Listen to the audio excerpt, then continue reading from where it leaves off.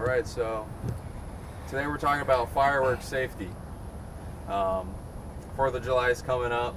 So what are some of the things that you guys see here on that given day? Certainly. Well, we want everybody to have a good time. We want everybody to enjoy the nation's Independence Day, but we want them to do it safely.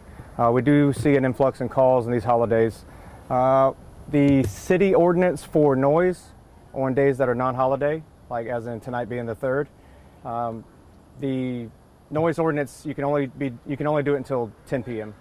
Tomorrow on the 4th of July, you can have the fireworks going until 11:59. So that is going to change. It'll extend a little more till 1 a.m. Next year, but that won't go into effect until January 1st. As far as safety goes, obviously we only want you to buy them from a reputable dealer. Don't buy illegal fireworks offline, wherever else. Make sure that you're supervising your children. A good number of the burns that we see are going to be smaller children. Those sparklers do burn at 2,000 degrees.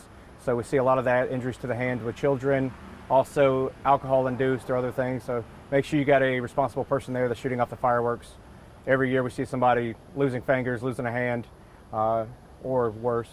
A lot of issues we run into is people not completely putting out the fireworks. They may just throw them in a pile, throw it in the dumpster. We get called a couple hours later for a dumpster fire, or maybe it's piled up next to the house, catches the house, or the brush on fire around the house.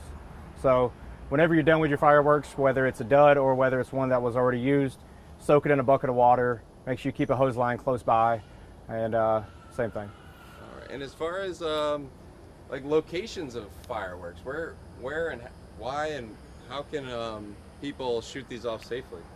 We prefer going to a safe area. Fortunately, we have had a good bit of rain, so if they have areas, maybe close by a lake in the neighborhood, somewhere that's not going to impede traffic on their residential roads, just go out there in a safe spot away from the house, maybe further out in the driveway.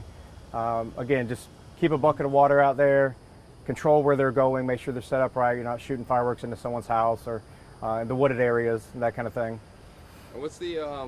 What's the number of calls on average you would get around that time of year? It depends. We're pretty busy anyways with other stuff going on, our routine calls that we have daily. But again, we do see an influx. It changes. Again, hopefully everybody's being responsible. It's not that big of a difference, but everything between traffic accidents, DUIs, fires, injuries from the fireworks, etc. And I also know it's a big time for grilling out. So what are some things people can do to be safe around grilling? Absolutely. Just be smart. Whenever you're grilling, move your grill out from under cover. You don't want to have it in the garage or under an awning in case it does flare up.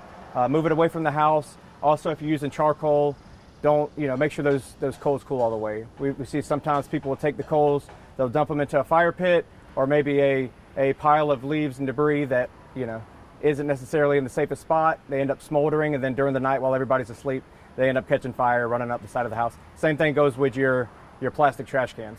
They end up dumping hot coals in the trash can, end up smoldering, melting the can, and running up the side of your house.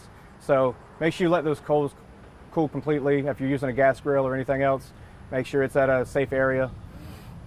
All right, and it's also a big day for alcohol consumption. So absolutely. Again, we want everybody to enjoy the holiday, be safe, be responsible. Think about others out there. Don't drink and drive, and be smart when you're setting off these fireworks.